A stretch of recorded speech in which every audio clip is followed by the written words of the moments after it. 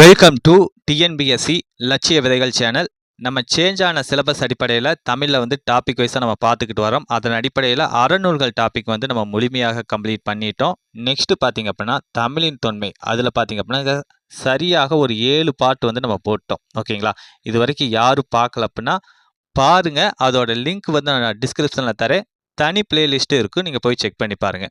Today பார்த்தீங்க அப்படின்னா தமிழில் வந்து 8வது பார்ட்டான தமிழ் தொன்மையில் 8வது பார்ட்டான சொற்பூங்கா அந்த டாபிக் பற்றி பார்க்க போகிறோம். ஓகே, இந்த சொற்பூங்கா அப்படிங்கிற இந்த டாபிக்னா 8th தமிழ் நியூ புக்கில் இருக்குது. ஓகேங்களா?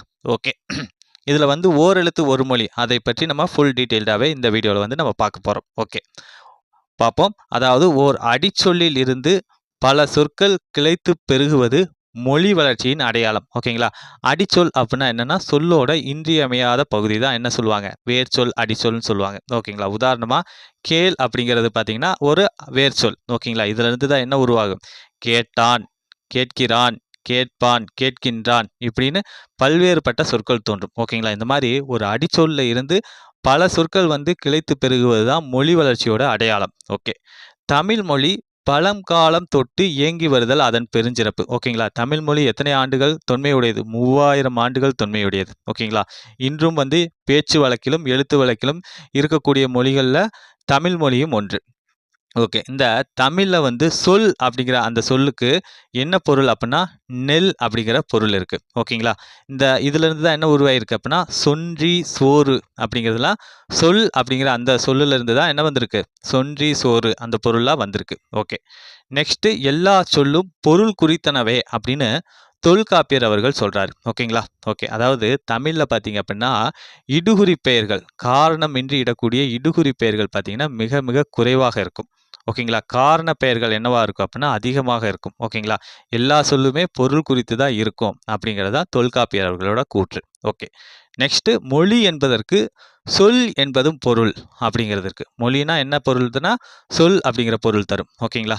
அதே போலவே பதம், கிளவி இதெல்லாமே என்ன பொருள் தான் தரும், சொல் அப்படிங்கிற பொருள் தான் தரும். ஓகேங்களா? இது வெரி வெரி இம்பார்ட்டன்ட். இது ப்ரீவியஸில் கேட்டிருக்காங்க. மொழி அப்படிங்கிற அந்த சொல்லு அந்த அதற்கு என்ன பொருள் அப்படின்னா சொல் என்பது பொருள். ஓகே, மொழியை வந்து சொல்ல வந்து 3 வகையாக பிரிக்கிறாங்க. என்னென்ன அப்படின்னா ஓரெழுத்து ஒரு மொழி, ஈரெழுத்து ஒரு மொழி, ஈரெழுத்து மொழி, 2க்கு மேற்பட்ட எழுத்துக்கள் உடைய மொழி அப்படின்னு வந்து சொல்ல வந்து 3 வகையாக பிரிக்கிறாங்க. ஓகே, இதில் ஓரெழுத்து மொழி எவையெனின் நெட்டெழுத்து 7ம் ஓரெழுத்து ஒரு மொழி என்பார் தொல்காப்பியர். அதாவது உயிரெழுத்துல மொத்தம் 12 எழுத்துக்கள் இருக்கு. அதில் பார்த்தீங்கன்னா 7 நெட்டெழுத்துக்கள். ஓகேங்களா? அதாவது ஆ, இ, உ, ஏ, ஐ, ஓ, ஔ இந்த மாதிரி ஒரு இருக்கக்கூடிய 7 எழுத்துக்களுமே என்ன நெட்டெழுத்து அப்படின்னு சொல்றாரு தொல்காப்பியர். ஓகேங்களா? அடுத்து இருக்கக்கூடிய 5 எழுத்துக்கள் ஆ, இ அந்த மாதிரி இருக்கக்கூடிய குற்றெழுத்துக்கள்லாம் என்ன சொல்றாங்க அப்படின்னா குற்றெழுத்து 5ம் மொழி நிறைவு இலவே அப்படிங்கிறது. ஓகேங்களா? இது தனித்து நின்று பொருள் தராது. ஓகேங்களா? நெட்டெழுத்து 7மே பார்த்தீங்க அப்படின்னா தனித்து நின்று ஓரெழுத்து வந்து தனித்து நின்று பொருள் தரும். அதாவது குற்றெழுத்துக்கள் உயிரெழுத்துல குற்றெழுத்து வந்து தனித்து நின்று பொருள் தராது அப்படின்னு தொல்காப்பியர் நூல்ல சொல்றாரு. ஓகே, ஓகே, ஒவ்வொரு இதுலையும் வந்து எத்தனை ஓரெழுத்து ஒரு மொழி இருக்குது அப்படிங்கிறத பார்ப்போம். அதாவது உயிர் வரிசையில் 6 எழுத்துக்கள் இருக்குது. மகர வரிசையில் வந்து 6 எழுத்துக்கள். தா, பா, நா அந்த வரிசையில் வந்து மொத்தம் 5 எழுத்துக்களும். கா, சா, வா அப்படிங்கிற அந்த வரிசையில் 4 எழுத்துக்களும். யகர வரிசையில் வந்து ஒரு எழுத்துக்களும். மொத்தம் 40 நெடில்கள் ஓரெழுத்து ஒரு மொழியாக வருது அப்படின்னு வந்து என்ன சொல்றாரு, நன்னூலார் இயற்றிய, அதாவது நன்னூலார் சொல்றாரு. நன்னூலை இயற்றிய பவணந்தி முனிவர் அவர்கள் சொல்றாரு. ஓகே, 40 நெடில் ஓரெழுத்து ஒரு மொழி இருக்கு அப்படின்ட்டும் நோ து அப்படின்னு குறில்களை சேர்த்து மொத்தம் எத்தனை ஓரெழுத்து ஒரு மொழி இருக்கு, 42 ஓரெழுத்து ஒரு மொழி இருக்கு அப்படின்னு நன்னூலை இயற்றிய பவணந்தி முனிவர் அவர்கள் சொல்றாரு. ஓகே, பார்ப்போம். அதாவது உயிரெழுத்துக்கள் ஓரெழுத்து ஒரு மொழியில் உயிரெழுத்துக்கள் என்னென்ன இருக்குது அப்படின்னு பார்ப்போம். அதாவது உயிரெழுத்து ஆ, இ, உ, ஏ, ஐ, ஓ.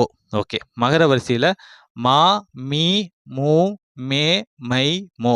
ஓகே, தகர வரிசையில் தா, தி, து, தே, தை. ஓகே, பகர வரிசையில் பா, பூ, பே, பை, போ. நகர வரிசையில் நா, நீ, நே, நை, நோ. ஓகே, ககர வரிசையில் கா, கு, கை, கோ. ஓகே. சகர வரிசையில சா, சி, சே, சோ அப்படின்னு சகர வரிசையில வருது. ஓகே. வகர வரிசையில வா, வி, வை, வவ். ஓகே. எகர வரிசையில யா. குறில் எழுத்துக்கள் நோ, து. ஓகேங்களா. மொத்தம் வந்து ஓரெழுத்து ஒரு மொழி எத்தனை இருக்கு அப்படின்னா 42 இருக்கு. ஓகேங்களா. இந்த ஓரெழுத்து ஒரு மொழியில இம்பார்ட்டன்ட் இதெல்லாம் வந்து ப்ரீவியஸ் இயர்ல கேட்பாங்க. இதுவுமே நீங்க பார்த்து வச்சுக்கோங்க. மகர வரிசையில என்னென்ன எழுத்துக்கள் இருக்கு, தகர வரிசையில என்னென்ன எழுத்துக்கள் இருக்கு, ஒவ்வொரு வரிசையில என்னென்ன எழுத்துக்கள் ஓரெழுத்து ஒரு மொழியாக வருது அப்படிங்கிற மாதிரி பார்த்து வச்சுக்கோங்க. இதுல இருந்து ட்விஸ்ட் பண்ணி கொஸ்டின்ஸ் கேட்கலாம். ஓகே. நெக்ஸ்ட் வந்து தொல்காப்பியருக்கு நெடுது நாள் பின்னே தோன்றிய நன்னூலார் நோ, து என்னும் உயிர்மை எழுத்துக்களும் பொருளுடையது அப்படின்னு சொல்றாரு. ஓரெழுத்து ஒரு மொழி அப்படின்னு. அதாவது தொல்காப்பியர் பார்த்தீங்க அப்படின்னா 40 ஓரெழுத்து ஒரு மொழி தான் சொல்லியிருக்காரு. அதற்கு அடுத்து பார்த்தீங்க அப்படின்னா தோன்றிய நன்னூலார். ஓகேங்களா. அதாவது நோ, து இந்த நோ வரும். ஓகேங்களா. இந்த 2 குறில்களுமே ஓரெழுத்து ஒரு மொழி அப்படின்னு வந்து குறிப்பிடுறாரு. ஓகே. நெக்ஸ்ட் வந்து பூ என்பது ஓரெழுத்து ஒரு மொழி. பூனா என்ன அப்படின்னா மலரை குறிக்கக்கூடியது. மரங்களில் மலரக்கூடிய மலரை குறிக்கக்கூடியது. கா அப்படிங்கிறது ஓரெழுத்து ஒரு மொழி. கானா என்ன? காடு அந்த பொருளை தரக்கூடியது. ஓகேங்களா. இந்த 2 ஓரெழுத்து ஒரு மொழிகளை இணைஞ்சு என்ன பண்ணுது அப்படின்னா பூங்கா அப்படிங்கிற அந்த ஒரு கலைச்சொல்லை வந்து அது உருவாக்கி தருது. ஓகே. நெக்ஸ்ட் யா அப்படிங்கிறதும் வினா எழுத்து ஓரெழுத்து ஒரு மொழி தான். அதுல இருந்து எப்படியெல்லாம் வினா எழுத்துக்கள் தோன்றுது அப்படின்னா யாது, யாவர், யாவன், யாவல், யாங்கு, யாண்டு, யார், யாவை என்றெல்லாம் வினாவுவதற்கு முன்வந்து நிற்கும் எழுத்து யாதான். ஓகேங்களா. யாங்கிற அந்த ஓரெழுத்து ஒரு மொழியிலிருந்து தான் இத்தனை வினா எழுத்துக்கள் தோன்றுது. ஓகே. நெக்ஸ்ட் வந்து ஆமா என்னும் கலைச்சொல் வடிவம் கொண்டவை பண்டைய காலத்திலே இருக்கு. காட்டுப்பசுக்கு என்ன பொருள் அப்படின்னா ஆமா அப்படிங்கிற பெயர் இருக்கு. ஓகேங்களா. காட்டுப்பசுவை அப்ப என்ன குறிப்பிடுவாங்க? பண்டைய காலத்துல ஆபா அப்படின்னு சொல்லுவாங்க. ஓகேங்களா. ஆனா நமக்கு தெரியும் பசு அப்படிங்கிறது. ஆமானா காட்டுப்பசு அப்படிங்கிற பொருள் தரும். ஓகே. நெக்ஸ்ட் வந்து மா என்பது ஓரெழுத்து ஒரு மொழிகளில் ஒன்று. ஓகேங்களா. மா அப்படின்னா என்ன பொருள் தரும் அப்படின்னா பெரிய அப்படிங்கிற பொருள் தரும். ஓகேங்களா. பெரிய, விலங்கு இந்த மாதிரிலாம் பொருள் தரும். நம்ம 6th தமிழ் நியூ புக்கில் நம்ம ப்ரீவியஸ் வீடியோக்களே பார்த்துருக்கோம். ஓகேங்களா. சரியாக ஒரு 15, 20 பொருள் தரும் இந்த மா அப்படிங்கிற அந்த ஒரு எழுத்து. ஓகேங்களா. அதெல்லாம் பார்த்து வச்சுக்கோங்க. ஓகே. நாட்டில் உள்ள பெருமக்கள் பெரிது கூடும் அவை என்ன அப்படின்னா மாநாடு அப்படின்னு சொல்லுவாங்க. ஓகேங்களா. அரசியல் கட்சிகள் என்ன பண்ணுவாங்க அப்படின்னா மாநாடு நடத்துவாங்க. அந்த மாநாட்டில் பார்த்தீங்க அப்படின்னா நிறையா மக்கள் பல்வேறு மாவட்டங்கள்ல இருந்து அந்த அவையில் வந்து கூடுவாங்க. அதனால அது மாநாடு அப்படின்னு சொல்லப்படுது. ஓகேங்களா. மானா பெரிய அப்படிங்கிற பொருள் தரும். ஓகே. பல குறுநிலங்களை உள்ளடக்கிய பெருநிலம் மாநிலம் அப்படின்னு சொல்லப்படுது. ஓகேங்களா. அதாவது பல்வேறுபட்ட மாவட்டங்களை ஒன்றிணைச்ச குறுநிலங்களை ஒன்றிணைச்ச நிலத்தை என்ன சொல்லுவாங்க? மாநிலம் அப்படின்னு சொல்லுவாங்க. ஓகே. அதை போலவே உலக பெரும் பரப்பையும் இயக்கத்தையும் சுட்ட மாஞாலம் அப்படின்னு சொல்லப்படுது. ஓகேங்களா. பெரிய பரப்பையும் உலகத்தில் இருக்கக்கூடிய இயக்கத்தையும் சுட்ட மாஞாலம். ஞாலம்னா என்ன பொருள் அப்படின்னா உலகம் அப்படின்னு பொருள். மாஞாலம் அப்படின்னா மிகப்பெரிய உலகம் அப்படிங்கிறதா பொருள். ஓகே. இந்த மாதிரி இயல்பா மா அப்படிங்கிற அந்த ஓரெழுத்து ஒரு மொழி மக்களோட வழக்கிலும் இலக்கிய வழக்கிலும் திகழுது. ஓகேங்களா. ஓகே. நெக்ஸ்ட் வந்து மாநிறம் அப்படிங்கிறதுல வந்து இந்த மா அப்படிங்கிறது எந்த பொருளை தருது அப்படின்னா நிறத்தை ஒப்புமை காட்டி உரைப்பதை குறிக்குது. ஓகேங்களா. நிறத்தை வந்து ஒப்புமை காட்டி குறைப்பதை உரைக்குது. மாந்தளிர் நிறத்தை அப்படிங்கிற பொருள் தருது. ஓகே. நெக்ஸ்ட் வந்து மா அப்படிங்கிறது விலங்கையும் குறிக்கும். ஓகேங்களா. மா அப்படின்னா விலங்கு. ஓகேங்களா. ஓகே. அது எந்தெந்த விலங்குகளை எல்லாம் குறிக்குது அப்படின்னா அரிமா, பரிமா, நரிமா, வரிமா, கரிமா என்றெல்லாம் விலங்கின பெயராகி வந்து நிற்கின்றது. ஓகேங்களா. அரிமா அப்படின்னா என்ன பொருள் அப்படின்னா சிங்கம் அப்படிங்கிற பொருள். ஓகேங்களா. பரி அப்படின்னா என்ன? பரிமானா குதிரை. ஓகேங்களா. நரிமானா நரிதான். வரிமா அப்படின்னா என்னன்னா புலி. கரிமா அப்படின்னா யானை. ஓகேங்களா. ஓகே. இதெல்லாம் நோட் பண்ணிக்கிங்க. இம்பார்ட்டன்ட். ஓகே. நெக்ஸ்ட் வந்து ஈ அப்படிங்கிற அந்த பொதுப்பெயர் ஓயாது ஒலி செய்யும் ஒலிக்குறிப்பை காட்டி நிற்கிறது. அதாவது உதாரணமா வண்டை எடுத்துக்குங்க. வண்டு வந்து அந்த பூக்களை சுத்தும் போது ஒரு சவுண்ட் வரும். ஈ அப்படின்னு ஒரு சவுண்ட் வரும். ஓகேங்களா. அந்த ஈங்கிற சவுண்ட் என்ன பொருள் தருது? ஓயாது ஒலி செய்யும் ஒலிக்குறிப்பை தருது. ஓகே. இதில் பார்த்தீங்க அப்படின்னா அந்த ஈல வந்து மாட்டு ஈ, தேன் ஈ அப்படின்னு பகுத்து வழங்கும் வழக்கமும் இருந்துக்கிட்டு வருது. ஓகேங்களா. ஓகே. இதில் வந்து ஈ அப்படிங்கிறது ஈக எனும் பொருளில் வழங்குதல் வெளிப்படை. ஓகேங்களா? ஈனா என்ன? ஈதல். ஓகேங்களா? ஈதல்னா என்ன? பிறருக்கு கொடுத்து உதவுதல். ஓகேங்களா? அதுதான் அந்த பொருளையும் ஈங்கிறது வழங்கப்படுது. ஓகே. அது மட்டும் இல்லாம இதெல்லாம் வந்து பண்டைய காலத்துல பயன்படுத்தப்பட்ட ஓரெழுத்து ஒரு மொழி. இப்ப பார்த்தீங்க அப்படின்னா, நம்ம நியூவா வந்து சில எழுத்துக்கள் பயன்படுத்திக்கிட்டு வர்றோம். பாருங்க. போ, வா, நீ, சு, சே, சை, சோ என்பவை இக்காலத்தில் அனைவரும் வழங்கும் சொற்களாக மாறியிருக்கு. ஓகேங்களா? போ, வா, நீ அப்படின்னு சொல்லுவோம். சு அப்படிங்கிற அந்த வார்த்தையெல்லாம் பயன்படுத்துவாங்க. என்ன ஒரு ஆசிரியர் வந்து பாடம் நடத்திக்கிட்டு இருக்கப்ப மாணவர் பேசுறாரு அப்படின்னா, சு பேசாத அப்படின்னு சொல்லுவாங்க. அதற்கடுத்து சே மிஸ் ஆயி போச்சு. இந்த மாதிரியான வழக்குகள் சை, சோ, அச்சச்சோ அந்த மாதிரியான சொற்கள்லாம் நம்ம என்ன பண்ணுவோம் அப்படின்னா, பேச்சு வழக்குகள பயன்படுத்திக்கிட்டு தான் இருக்கோம். இப்ப நவீனமா. ஓகே. நெக்ஸ்ட் வந்து ஆ, இன் அப்படிங்கிறது என்னவா மாறுது அப்படின்னா, ஆன் அப்படின்னு மாறுது. மான் அப்படிங்கிறது என்னவா மாறுது அப்படின்னா, மா அப்படின்னு மாறுது. கோன் அப்படிங்கிறது கோ அப்படின்னு மாறுது. தேன் அப்படிங்கிறது தே அப்படின்னு மாறுது. பேய் அப்படிங்கிறது பே அப்படின்னு மாறுது. ஓகேங்களா? இந்த மாரியான ஓரெழுத்து ஒரு மொழியும் காலத்துக்கு ஏற்ற மாரி மாறிக்கிட்டு வருது. ஓகேங்களா? அப்ப இருந்தது ஒரு 42 ஓரெழுத்து ஒரு மொழி அப்படின்னு வந்து நன்னூலார் சொல்றாரு. இப்ப என்ன ஆகுது அப்படின்னா, ஒரு சில எழுத்துக்கள் கூடியும் வருது. ஓகேங்களா? ஓகே. எட்டத்தில் போகிற ஒருவன என்னன்னு சொல்லுவாங்க? ஏய் அப்படின்னு சொல்லுவாங்க. ஓகேங்களா? ஒருத்தன் தூரமா போறான் அப்படின்னா, அவன நம்ம எப்படி கூப்பிடுவோம்? ஏய் அப்படின்னு கூப்பிடுவோம். ஆனா, இந்த ஏய் அப்படிங்கிற அந்த சொல்லுக்கு என்ன பொருள் அப்படின்னா, என்னோடு கூடு, பொருந்து, சேர் அப்படிங்கிற அந்த பொருள வந்து தருது. ஓகேங்களா? இந்த ஏய் அப்படிங்கிறது தான் என்னவா மாறுது அப்படின்னா, ஏ அப்படின்னு வந்து மாறுது. ஓகேங்களா? இந்த ஏ அப்படின்னா என்ன பொருள் தரும் அப்படின்னா, அம்பை ஏவு அப்படிங்கிற பொருள் தரும். ஓகேங்களா? ஏ அப்படின்னா என்ன பொருள் தரும்? அன்பை ஏவு அப்படின்னு பொருள் தரும். ஏவுதல் அப்படின்னா அம்பு விடுதல். ஓகேங்களா? ஓகே. ஏவுதல்னு சொன்னாலே என்ன பொருள் தான் தரும்? அம்பு விடுதல் அப்படிங்கிற பொருள் தான் தரும். ஓகே. நெக்ஸ்ட் வந்து ஏவும் அம்பு தான் என்னவா மாறுது அப்படின்னா, ஏ அப்படின்னு வந்து மாறுது. ஏவக்கூடிய அம்பு தான் என்னவா மாறுது? ஏ அப்படிங்கிறதா மாறுகிறது. ஓகே. இந்த மாரி வந்து எழுத்துக்கள் மாற்றம் அடையுது.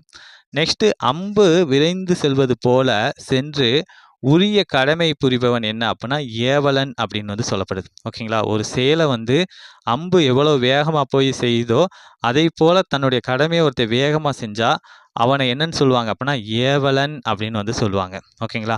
அம்பு விடும் கலை என்ன சொல்லுவாங்க அப்படின்னா, நமக்கு தெரியும். ஏகலை அப்படின்னு தமிழ் வந்து குறிப்பிடுது. ஓகேங்களா? இதுல அம்பு விடுவதுல வல்லவனா இருக்கக்கூடியவன என்னன்னு சொல்றாங்க அப்படின்னா, ஏகலைவன் அப்படின்னு வந்து சொல்றாங்க. ஓகேங்களா? அம்பு விடும் கலையை ஏகலைனும், அந்த அம்ப விடுவதில வந்து வல்லவனா இருப்பவன வந்து ஏகலைவன் அப்படின்னு வந்து பாராட்டுறாங்க. ஓகே. நெக்ஸ்ட் வந்து ஏவு அப்படிங்கிற அந்த ஒரு சொல்ல இருந்து தான் என்ன வருது அப்படின்னா, ஏ அப்படிங்கிறதும், ஏய் அப்படிங்கிற சொல்லும் மாறுது. ஓகேங்களா? ஏன்னா என்ன? ஏவுதல் அப்படிங்கிற பொருள் தான். எய்னா என்னன்னா, எய்தவன், எய்துதல் அப்படிங்கிற பொருளையும் தரும். ஓகேங்களா? எது பேசு? ஏவு அப்படிங்கிற அந்த ஒரு சொல் தான் பேசு. ஏ, ஏய் அப்படிங்கிற சொற்கள் உருவாக. ஓகே. நெக்ஸ்ட் ஏவுகின்ற அம்பை போல கூர்முல்லை உடைய முள்ளம்பன்றியின் பழம்பெயர் தான் என்ன அப்படின்னா, எய்ம்பன்றி அப்படிங்கிறது. ஓகேங்களா? ஏவுகின்ற அம்பை போல கூர்முல்லை உடைய முள்ளம்பன்றியின் பழம்பெயர் எய்ம்பன்றி. ஓகேங்களா? அந்த முள்ளம்பன்றிக்கு பார்த்தீங்க அப்படின்னா, கூர்முள் இருக்கும். ஏவுகின்ற அம்ப போல இருக்கும். அதுக்கு வந்து வழங்கக்கூடிய பழம்பெயர் என்ன அப்படின்னா, எய்ம்பன்றி அப்படிங்கிற பொருள் இருக்கு. ஓகேங்களா? ஓகே. நெக்ஸ்ட் வந்து அம்பை எய்பவர என்னன்னு சொல்லுவாங்க அப்படின்னா, எய்னர் அப்படின்னு வந்து சொல்லுவாங்க. ஓகேங்களா? அம்பை எய்யக்கூடியவங்கள எய்னர்ன்னு சொல்றாங்க. அவர்தம் மகளிர் ஓகேங்களா? அவர்களோட மகளிர் என்ன சொல்லுவாங்க அப்படின்னா, எய்னியர் அப்படின்னு சொல்லுவாங்க. ஓகேங்களா? இந்த மாரி சங்ககால புலவர்கள்ல எய்னாரும் உள்ளனர், எய்னியாரும் உள்ளனர். ஓகேங்களா? சங்க காலத்துல வந்து அதாவது பெண்களும் வந்து அம்பை எய்ஞ்சிருக்காங்க, ஆண்களும் அம்பை எய்திருக்காங்க. ஓகேங்களா? ஓகே. நெக்ஸ்ட் பார்த்தீங்க அப்படின்னா, இந்த நூலோட ஆசிரியர் குறிப்பு பத்தி பார்ப்போம். நூல்வெளி. ஓகே. இத செந்தமிழ் அந்தணார் அப்படின்னு அழைக்கப்படக்கூடியவர் யார் அப்படின்னா, இளங்குமரனார் அவர்கள் தான். ஓகேங்களா? என்னவாக அழைக்கப்படுறாரு? செந்தமிழ் அந்தணார் அப்படின்னு வந்து அழைக்கப்படுறாரு. இவர் என்ன பணிபுரிஞ்சிருக்கிறாரு அப்படின்னா, பள்ளி ஆசிரியராக வந்து பணிபுரிஞ்சிருக்காரு. இவர் வந்து பல்வேறுபட்ட பன்முகத்திறன் பெற்றவர். நூலாசிரியர், இதழாசிரியர், உரையாசிரியர், தொகுப்பாசிரியர் அப்படின்னு பன்முகத்திறன் பெற்றவர் தான் இளங்குமரனார் அவர்கள். ஓகே. இவர் இயற்றிய நூல்கள் என்ன அப்படின்னா, இலக்கண வரலாறு, தமிழிசை இயக்கம், தனித்தமிழ் இயக்கம் இந்த மாதிரியான நூல்கள் எல்லாமே இவர் வந்து இயற்றியிருக்காரு. ஓகேங்களா? Very, very, very important. இதெல்லாம் கேட்பதற்கான வாய்ப்புகள் இருக்கு. ஓகே. இவர் வந்து என்ன நூல தொகுத்திருக்காரு அப்டின்னா, தேவநேயம் அப்படிங்கிற அந்த ஒரு நூல வந்து இவர் வந்து தொகுத்திருக்காரு. ஓகே. இவர் வந்து திருச்சிக்கு அருகில் உள்ள அல்லூர்ல திருவள்ளுவர் தவச்சாலையும், பாவலர் நூலகத்தையும் அமைச்சிருக்காரு. திருச்சிக்கு அருகில அல்லூர்ல திருவள்ளுவர் தவச்சாலையும், பாவணர் நூலகத்தையும் அமைச்சிருக்காரு. ஓகே. நம்ம எவ்வளோ நேரம் பார்த்த இந்த ஓரெழுத்து ஒரு மொழி அதை பற்றிய டாபிக் பார்த்தீங்க அப்படின்னா, இவருடைய நூலான தமிழின் தனிப்பெரும் சிறப்புகள் அப்படிங்கிற அந்த ஒரு நூல்ல இருந்து தான் செய்திகள் தொகுத்து இங்கு தரப்பட்டிருக்கு. ஓகேங்களா? ஓகே. நம்ம வந்து இந்த டாபிக்ல ஓரெழுத்து ஒரு மொழி அப்படிங்கிறத பத்தி பார்த்தோம். அது வந்து பண்டைய காலத்துல எப்படி இருந்தது, இப்ப எப்படி மாறிக்கிட்டு வருது, ஒவ்வொரு எழுத்து முறைகளும் எவ்வாறு வருது அப்படிங்கிறத பத்திலாம் நம்ம பார்த்தோம். அதேப் போலவே நூல்வழி குறிப்பும் பார்த்தோம். ஓகேங்களா? ஓகே. இது மிச்சம் இன்னும் வந்து ஒரு 2 பார்ட்ஸ் வந்து இந்த தமிழின் தொன்மையில வந்து வரக்கான வாய்ப்புகள் இருக்கு. ஓகேங்களா? ஓகே.